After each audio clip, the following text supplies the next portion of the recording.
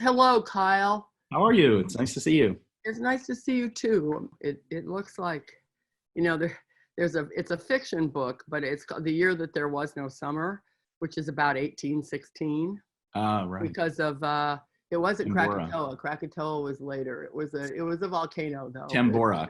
Yes, Timbura.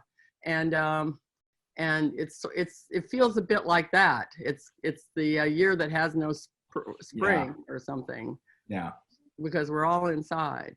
And in California, it's a little strange because we're having June weather and it's April 1st. So it's a little strange. My husband's been trying to figure it out because we have what they call June gloom, only it's April. So it's interesting. Who knows? I mean, we've got, well, to your book, my husband wanted to know if your book is selling like hotcakes now. I think it must be. I need to ask, but I think without trying, I'm probably getting invited to do 2 or so media engagements a day. Wow. And wow. Or write an op-ed or write this or that. So I'm normally I'm not too selective. Like any author, normally if somebody wants to talk about my book, I'll say anytime, anywhere. But between keeping things going at the university and running the household here, it's been a little overwhelming. But I think it's probably been good for sales. And what's killing me and my editor is my current book project is just about disease. So it's a history of infectious disease. Oh, wow. All time, it's global. Wow. There's a lot about plagues and pandemics, obviously, but if that was on the shelves right now, it'd be a bestseller. Yes. New York Times. Yes. So I'm trying to, crank hurry. away at that. Yeah. Well, let me go back. I mean, you are, for the purposes of everyone knowing, and thank you for doing this, by the way, since you're busy. Excited. It's for the purpose. You are the provost of the University of Oklahoma. You also have written, I think, is it 4 books or 5? No, I'm on my 4th. I've written 3, and I'm working on number 4. Okay. For some reason, I know. It's because I read From Shame to Sin first, and then I went back and read the book before that, and somehow I think of it as 2. Anyway, so you're on your 4th, and you are a classicist. And I thought, just for background, what got you interested in studying the ancient world? I mean, you are in Oklahoma, and you're studying ancient Rome. What is going on? Yeah, well, I can tell you, growing up, I had no idea that there were people who did that for a living. And when I went to college, I went to the University of Oklahoma, so I'm lucky enough to work at my alma mater. I ended up taking a gen ed class in Roman history, and I can only describe it as falling in love. I just was totally fascinated by the study of the past and fell in love with a great teacher, a guy named Rufus Fears, who passed away 7 years ago or so, 7.5 years ago. He was just the most magical lecturer, just had a kind of charisma. He was a performer, and he just was irresistible in the way that he brought history to life. And so I just fell in love with it and decided that was what I had to do, and kind of never looked back. So here you are. Well, let's go into the subject at hand of your book that may be becoming a bestseller as we speak. It's kind of a curse sometimes when your research is relevant. I wish this was an academic subject only. Little did you know. Yeah. Well, what turned, as I just said, your first book was about slavery in ancient Rome, and established that in the cities, at least, about 20% of the population were slaves, and that had a more profound effect on the society than perhaps we've realized. And your second book talked about the transition from a Greco-Roman approach to sexuality and marriage to a Christian understanding of sexuality and marriage over the period of maybe the 4th to the 8th, 7th, 8th century. So then you turn to climate change and disease. What pushed you, or what drew you into that direction? Yeah, there's 3 or 4 things that I'm really interested in. One is the history of early Christianity, and that's kind of one thread between the books, and the great question of why the Roman Empire gave birth to Christianity and how it triumphed.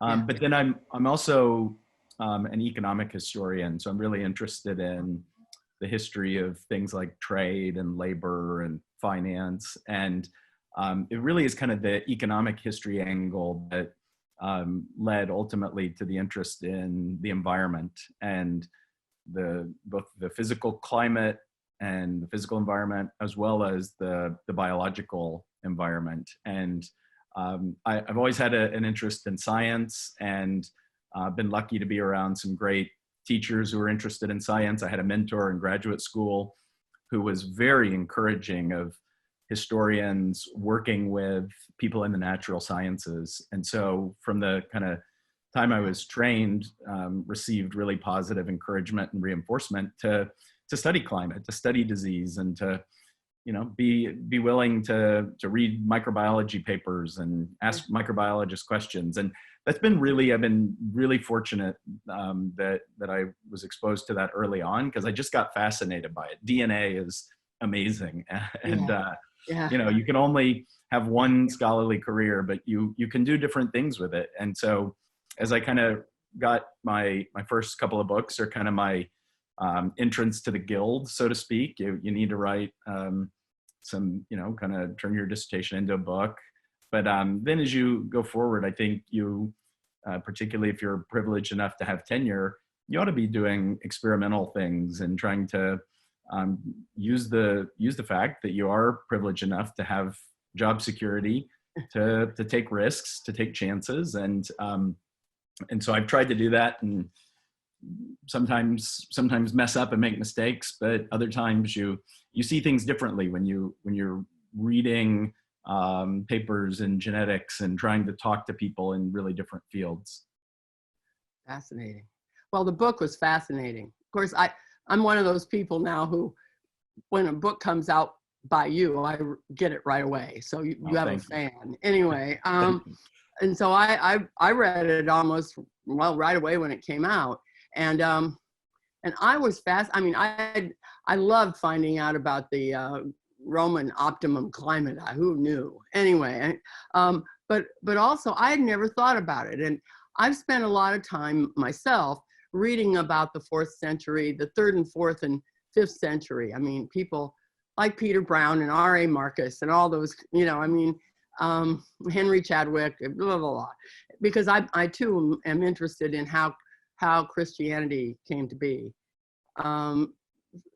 in the ancient world. Anyway, and other things about it. Plus, I've tramped over a lot of ruins, because I love ruins. At any rate, because it's understanding something about who human beings are somehow.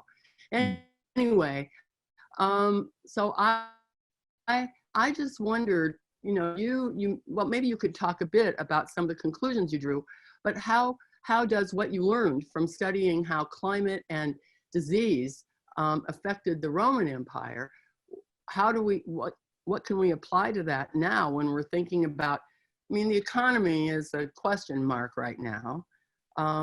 People are in their houses. We wave at our neighbors. We do take walks, but you keep your distance. It's the world is kind of shut down, at least parts of it are. So how does what you learned, how did climate and the disease affect the Roman Empire for most people who don't know?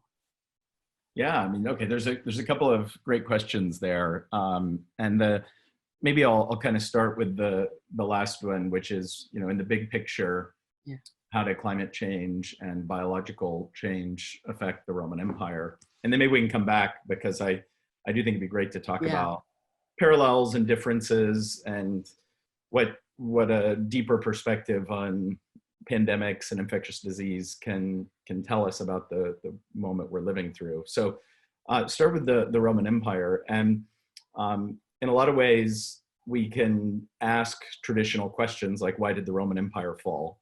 And that's a very big and very traditional question. And there's not a simple answer. No. You can't even define the fall of the Roman Empire in simple terms, much less can you explain it. But I think every generation has different concerns and brings to the question different ideas that are inevitably shaped by the world of the historian. And that was true of Edward Gibbon when he wrote The Decline and Fall of the Roman Empire. It was from a kind of rationalist, Enlightenment, British constitutionalist perspective. That's fine. It's a great, enduring work, even though it's also a product of the late 18th century. I think it's no different if we as 21st century citizens come to this old and big and venerable question with our own ideas and our own sort of takes on it, and it lets us see different things. And partly that's because we're sensitive to environmental issues, given the climate crisis that we're living through. We're sensitive to biological issues, and I think the current pandemic will only make us more sensitive to what a powerful force these kinds of disease shocks have been in societies. So partly it's our sensitivity, but then partly it's also the evidence that we have. And to me, this is one of the most exciting parts of this, is that we always have new documents, but you don't really find a new Tacitus every day. You might find new fragments, a new papyrus, and there's certainly ways to learn new things from an old text. But I think it's really exciting when you have completely new texts, so to speak, and completely new archives. And because of our need to understand the climate, we have new archives about the paleoclimate. And because of DNA sequencing and the technological basis of that has moved so rapidly that we have biological archives that were inconceivable. And everybody knows Ancestry or 23andMe, and it's essentially the same tools and technologies. It's fast and cheap genome sequencing that a generation ago took decades and billions of dollars to learn, is now a matter of hours in a lab and $100 retail. And so the amount of DNA evidence we have increases and continues to increase exponentially. And just as for you or me, if we take our DNA and submit it to one of those commercial ancestry companies, they'll use mathematical tools that let them help unpack the historical meaning of your DNA. They'll frame it in terms of different population groups that make up your ancestry.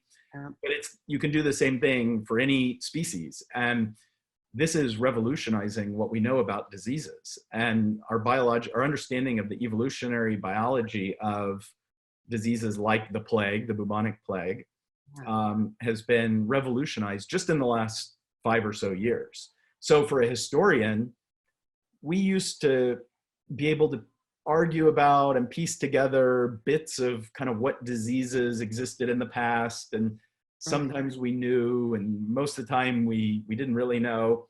That's out the window because of these new archives. So I think we're more sensitive to it, and we have more evidence. And now when you go back and you look at the fall of the Roman Empire, of course, if you bring those perspectives and those tools to it, you see things you didn't see before. I think that they're very important. And if you reread the history of this period, that, for instance, pandemic diseases play a very important role. Now, they're only one factor. All of those other stories, they still matter. Religion is still a huge central issue. Political and constitutional issues, military history, all of that still matters. But the prism is different when you have this new side to it. So the picture's bigger. picture's bigger, and we just see parts of it that we were invisible to us before, and those parts really matter. And the Roman Empire suffered from really massive pandemics that were much larger in some ways than the coronavirus pandemic that we're living through. Yeah. And in some ways, they were very resilient, and they were accustomed to mortality in a way that we are not, to low life expectancies and to unpredictable mortality events. And so they were quite resilient in many ways. But this current episode is a reminder of just how forceful these kinds of shocks to the system can be.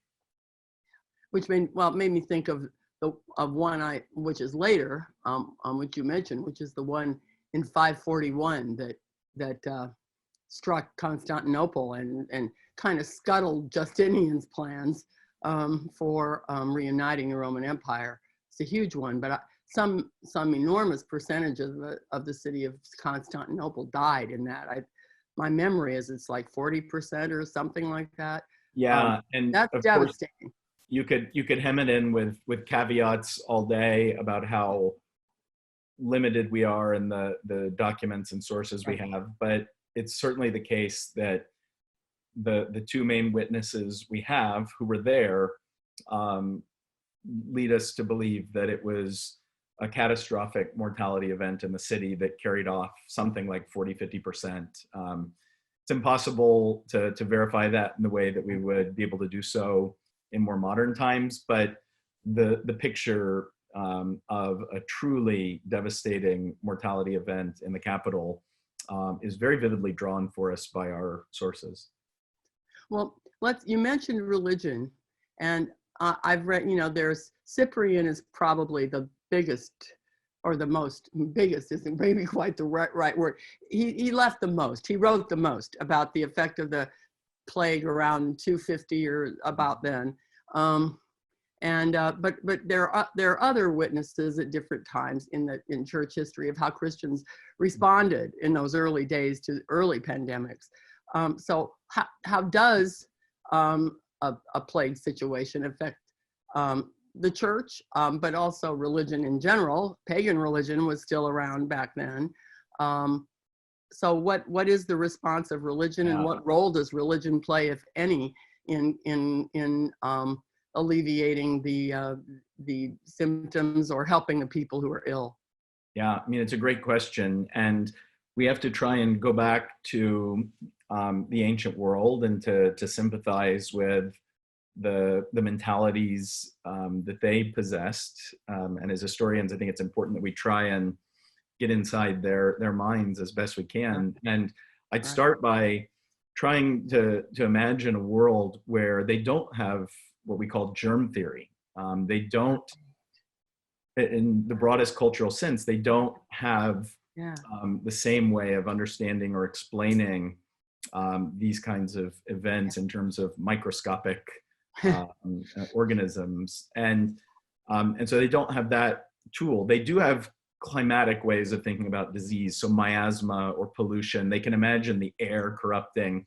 So there are quote unquote scientific explanations, but those are probably much less important than religious explanations. And for the ordinary Greek or Roman on the street, they perceive of pestilence as very religious in nature, and as a sign that the gods were angry at their society, and particularly Apollo, the god of plague. And so one of the things we see is mass scale efforts to appease the god Apollo.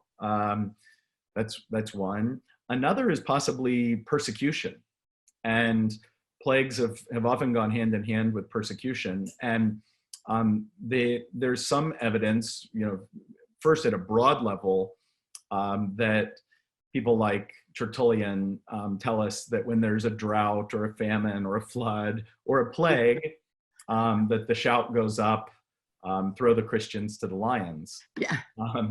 And I love Tertullian, by the way. You can always count on him for a great, quip is the word that comes to my mind. Yeah. Exactly. He's quotable.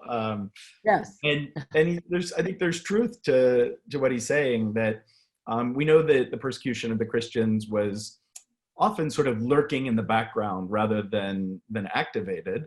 And when it was activated, which could be very real, it was often a kind of crisis, whether it was political crisis or a health crisis. So I think it's plausible to draw connections between these plagues and the persecution of the Christians. We don't know as much about that in the Antonine Plague as maybe we might, although I think that some of these persecutions of Christians in the later 160s or even 170s that we know of may have been at least partly connected with the crisis that we call the Antonine Plague. And then certainly in the middle of the 3rd century, even though this is one of the worst documented periods of Roman history, it's kind of a miniature dark age in terms of the source material. The middle of the 3rd century it's also a period of grave crisis, multifaceted crisis, geopolitical the crisis. empire almost came apart then, didn't it? I think it does come apart even. I think it's in some ways it's amazing that it's put back together. And history could have been very different, but the Roman Empire I think it does fall apart, but some of the pieces stay together, and then this series of emperors like Diocletian and Constantine are rebuilders. But it's a really major crisis in the course of Roman history, and the plague of Cyprian is a big part of it. And it's even in a very poorly attested period of Roman history, it's quite prominent in the source material. And as you were saying, a lot of it comes from the Bishop of Carthage, Cyprian himself, who was very active in this plague. And these are societies that didn't have very much of what we would call healthcare infrastructure. And he was resolute in encouraging his followers to provide care, what we would consider just basic nursing, which can truly be the difference between life and death, particularly in these ancient societies that don't have actual biomedically helpful therapeutics. For the most part, you probably didn't want to be treated by a 2nd or 3rd century doctor. But when you're sick with smallpox or measles or some other terrible infectious disease, if there's no medical treatment, simply receiving food and water can be the difference between catastrophic mortality and moderate mortality. So these kinds of ecclesiastical programs to care for the sick and then bury the dead as well were an important kind of informal safety net in a society that didn't have many of these safety nets. And so this is also a period of great religious change. The church grows enormously in the later 3rd century, and for reasons that are unclear, paganism, while it of course doesn't go away, it kind of sputters. At least we don't see, for instance, nearly as much temple building or artifacts of paganism, statue dedications, these kinds of materials. It's a little hard to follow because, again, the whole evidentiary record almost goes dark. But there's a lot of evidence that paganism sort of is challenged by this crisis in ways that it doesn't fully recover from, whereas Christianity gathers pace. And I think most historians now believe that Christianity was spreading fairly rapidly before Constantine's conversion. I mean, it was still absolutely a minority religion, but Constantine was sort of riding a wave, and then, of course, dramatically accelerated it with his imperial conversion. But I think most historians who've thought about this and worked on this in the last decade or two have tended to conclude that there were actually quite a few Christians in the empire of Diocletian and on the eve of Constantine's conversion. I know, well, you read this one often, that in the mid-4th century, when Julian tried to reinstitute paganism, that one of the things he said was, we've got to start doing some of the things these Christians do. in terms of caring for people and things like that. Right, exactly. And because that's the period when Basil the Great in Anatolia was setting up his almshouse and his primitive hospital and his training school and all this sort of thing. So there was a lot of Christian activity in caring for the sick and the poor, right. at least around there. The last, I'm looking at my questions here so I don't miss anything that I thought. Well, one of the conclusions of your book is that nature has been anything but predictable, and that between climate, perhaps you could talk a little bit about the relationship between climate and disease, and maybe how religion responds to climate as well. And because one of the things I learned from the book was how the climate changed around 200. I didn't know that. I mean, that's why one reads, isn't it? To find out things one doesn't know. But I never thought about it. And that the climate changed and that had an impact. And is there a relationship between that and disease? And, one of the big things we talk about now is climate change. And yet, and we have these viruses that come along, SARS, Ebola, and now the COVID-19. So talk a little bit about that. The relationship. And how did the ancients look at climate when it changed? Or did they recognize it? Did they think about it? Did the pagans propitiate the gods? Did the Christians just pray? I mean, what? So they mostly perceive climate change on very short time scales. What verges on weather. They thinking of what we would call interannual variability, a year with very low rainfall that causes a drought, that would have been very evident for them. But there's far less perception, although there is some, about longer range climate variability and climate change. So decadal to century scale climate variation.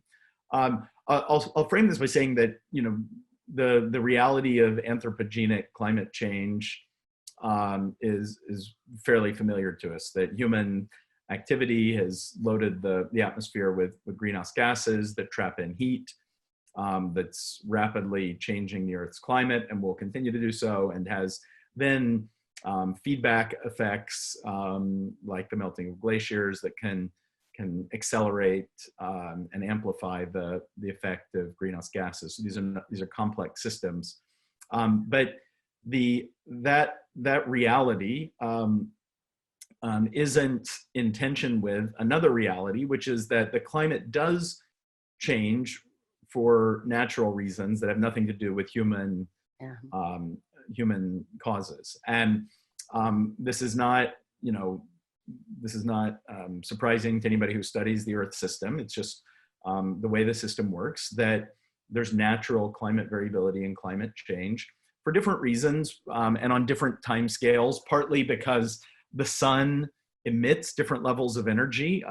We all kind of know the 11-year sunspot cycle, which is the most familiar cycle of solar variability, but it also varies on longer time scales, and the way the Earth tilts around its axis changes the distribution and amount of solar energy. Those are huge drivers of natural climate change.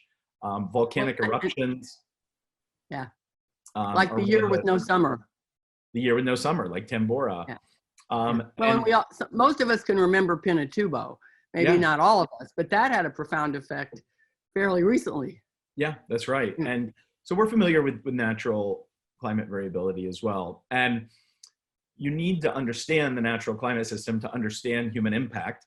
So there's been a lot of effort to try and reconstruct the paleoclimate. And even in the relatively stable Holocene, there's been periods of climate change, and we're able to learn from what the climate scientists have done to understand, at least in broad strokes, often the kind of context for human history. And so you mentioned the Roman climate optimum, which is actually a term that wasn't invented by Roman historians, but by climate scientists who started calling this period that's really marked by fairly broad warmth in the northern hemisphere and broad stability, a general lack of major volcanic eruptions, that overall would have been relatively favorable for the agricultural economy of the Mediterranean.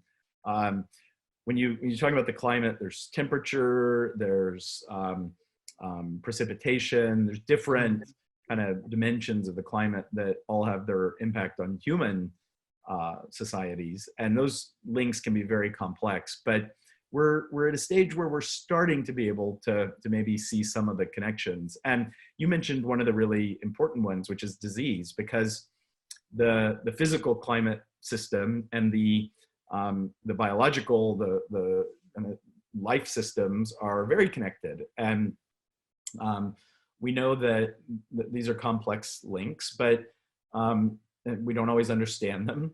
And the best example is in the 6th century. You mentioned the plague of Justinian that appears in the southern Mediterranean in the year 541. We don't know exactly how it got there. That's kind of controversial, but that's when it shows up in the Roman Empire and causes what is, I think, easily the worst pandemic mortality in the ancient world. It's the first Black Death. Well, if you back up, we actually know that it was preceded by not one, but two major volcanic eruptions in 536, which was also a year without summer, and in 540. And we're starting to piece together in a little more detail exactly what happened, but we don't know how these two, the climate and the disease events, are linked, but they have to be. If you see a flash and you hear a bang, you probably can infer think there's lightning. That there's some connection. So there's a lot of interest in trying to hypothesize about that. It's actually pretty hard, 1,500 years in the past. It probably has something to do with rodents, but just to tease out one hypothesis, plague is really a rodent disease. And when it causes Black Death, when it causes the Justinian plague, it spills out of its natural rodent reservoirs into other rodent populations, namely like black rat populations. And rodent populations are very sensitive to climate variability. So exactly how that might have worked mechanistically, we don't know. Did the cooling cause the rodents to starve and move, or did it cause greater precipitation in Central Asia that caused a giant population explosion among rodents? We don't know the mechanism. But there's a flash, there's a bang. The climate and the disease environments are very closely linked. One of my friends who's a hunter, we grew up together. So we've been friends since we were in the nursery in the Baptist church together. So we go back, okay? And we've been friends. We've known each other forever. At any rate, so he's texting me. He's a psychologist, and he's texting me, and he says, he lives in Arizona, and he says, so when are you getting out of Rome? Are you planning to die there? Texts like this, right? Dear Dean, thanks a lot. Glad to know you're on my side. Anyway, so he's texting me about all this. And then he texts me, and we're talking, I don't know, we go back and forth. He texts me because he's a hunter. The bubonic plague has actually been in rodents in Colorado in recent, like now. And I said, good grief. And I had no idea. So anyway, so he said, because they've worried about it. Hunters, of course, worry about it. They don't want to get bit. But anyway, so there's just, who knows what that's about. Well, I'll add a little bit to that because it's actually amazing and important. The natural or ancestral reservoir of bubonic plague is Central Asia, but the Justinian plague is the first pandemic.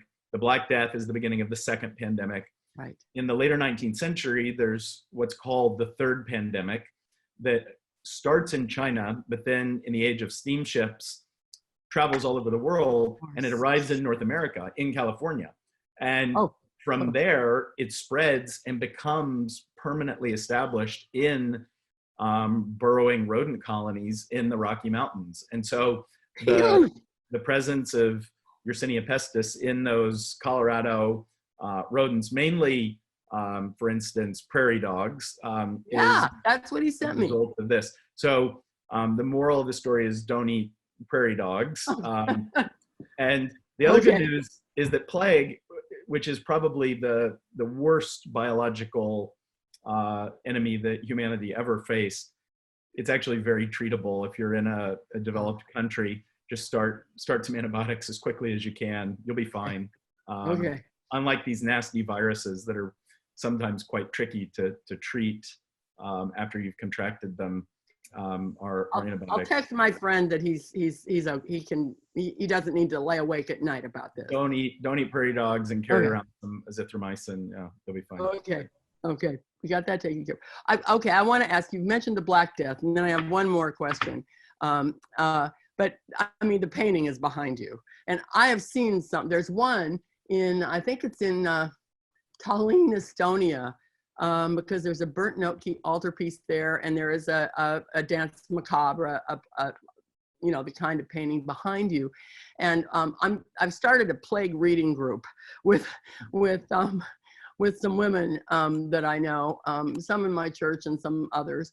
And we're going to read Brave New World, because not Brave New World, 1984, just because sometimes, you know, there are, it's a great opportunity for tyrants when everybody's scared. So we thought we'd look at that. But then we're going to read your book and William McNeill. And I suggested at least reading the introduction to the Decameron, because he describes, I mean, it's a miracle. Boccaccio lived through the Black Death. He's a survivor. That's no small achievement. And then he later repudiates the book, because most of the stories are like about sexual infidelity and wildness. So he later repudiates it when he becomes a monk. But at the time, I mean, it's the stories they tell to escape the plague. And so what about the Black Death? And what about this painting behind you? Yeah, the Black Death. You should put Daniel Defoe's Journal of a Plague Year. I've got it. It's worth reading. Okay. He's fun. I love Defoe, and it's a fictional work, but draws very heavily on real contemporary writing about the Great Plague of 1665, which is the last major spasm of the bubonic plague in England. The Black Death, for anybody who studies the history of pandemics, it's in some ways it's the granddaddy of all pandemics. There's almost nothing like it. I do think the plague of Justinian and the first pandemic are probably the closest historical parallel. But it appears in Europe in the 1340s, but it had come from Central Asia. It engulfs much of Asia, certainly Western Asia, much of Africa, certainly North Africa, probably parts of Sub-Saharan Africa, all of Europe. And it's this multi-continental biological catastrophe it's just it's an extraordinary, almost unfathomable to imagine that this rodent disease that's really not a human pathogen. It's one of the reasons why it's so virulent. It doesn't really care about us. The bacterium isn't, we're not its host. We're accidents. We're collateral damage.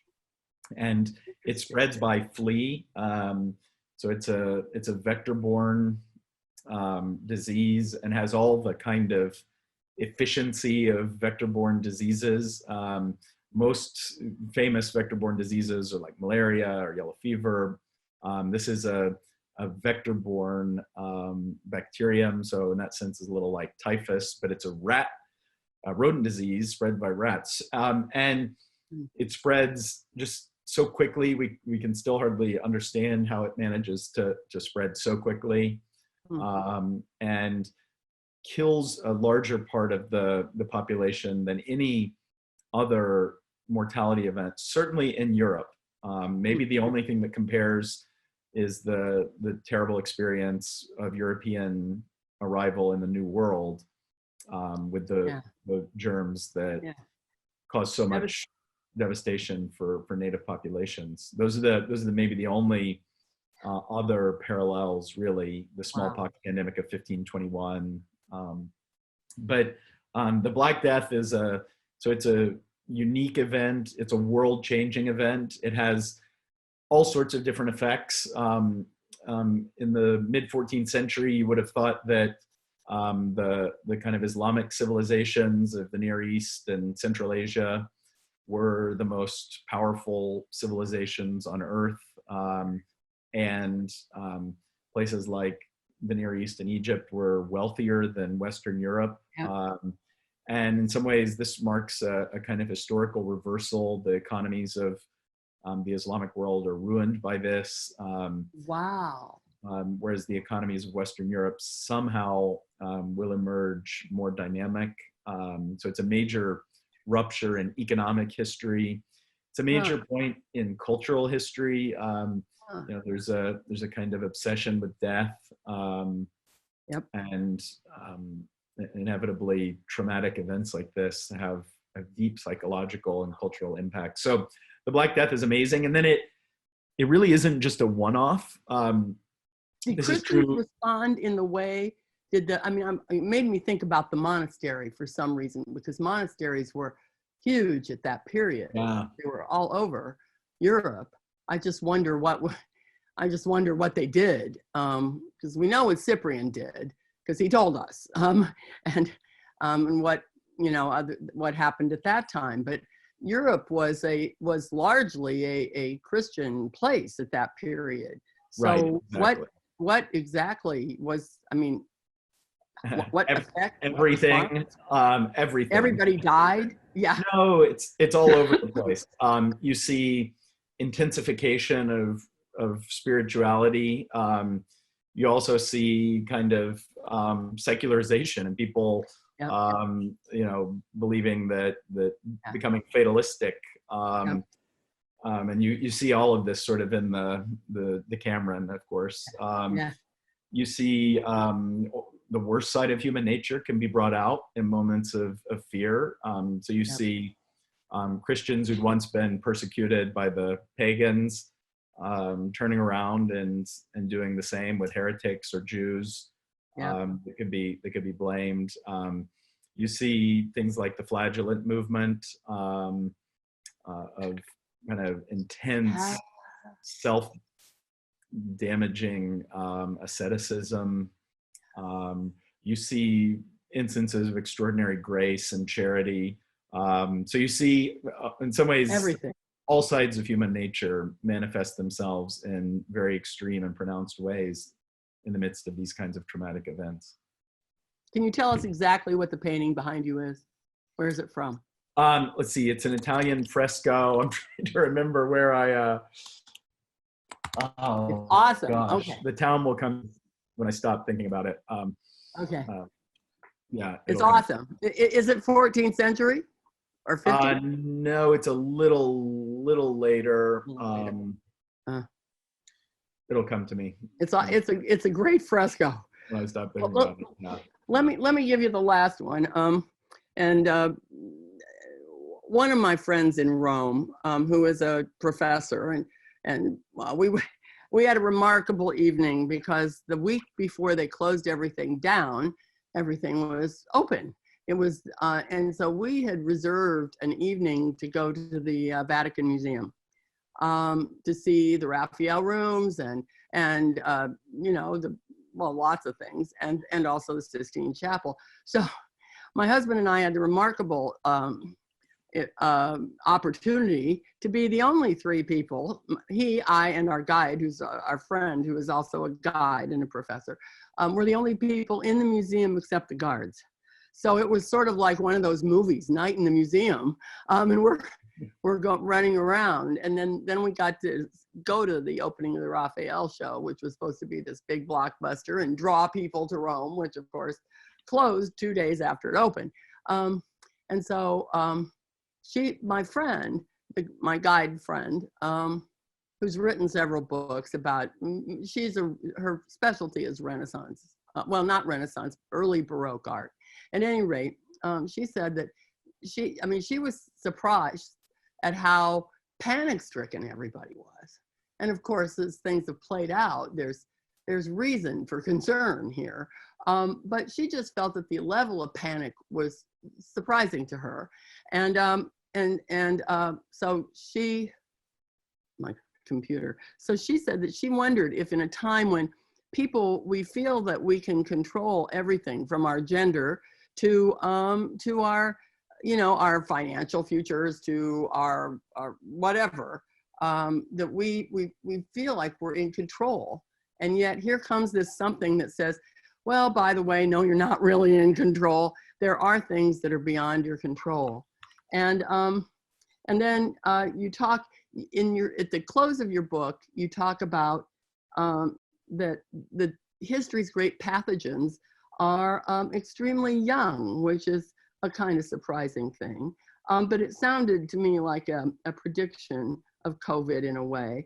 But then in your last two paragraphs, and I'm going to read you your own book, because I think it raises the question of what do we learn from the past to apply to our present. You say, the enduring power of the Romans to enchant us derives, at least in part, from the poignancy of our knowledge that they stood on the invisible edge of unsuspected change. Rather, the Roman experience is important as part of an ongoing story. Far from marking the final scene of an irretrievably lost ancient world, the Roman encounter with nature may represent the opening act of a new drama, one that is still unfolding around us. Again, what you said in 2017 seems prescient. So what kinds of changes might this global shutdown and encounter with a heretofore unknown microbe have in store for all of us? Wow. Well, be a prophet, Kyle. I like to say historians sometimes make the worst futurists. But, I think it's caveat accepted. Ask me in 1,000 years and I'll have a good answer. Okay. I'll put you on the list for my dinner party, 1,000 years. All right. I'll be there. Okay. No, it's inevitable. And I think it's right that we look to history to understand our own world and our own experiences better. And it provides perspective. I do think that in some ways, having perspective means also understanding how radically different things can be. And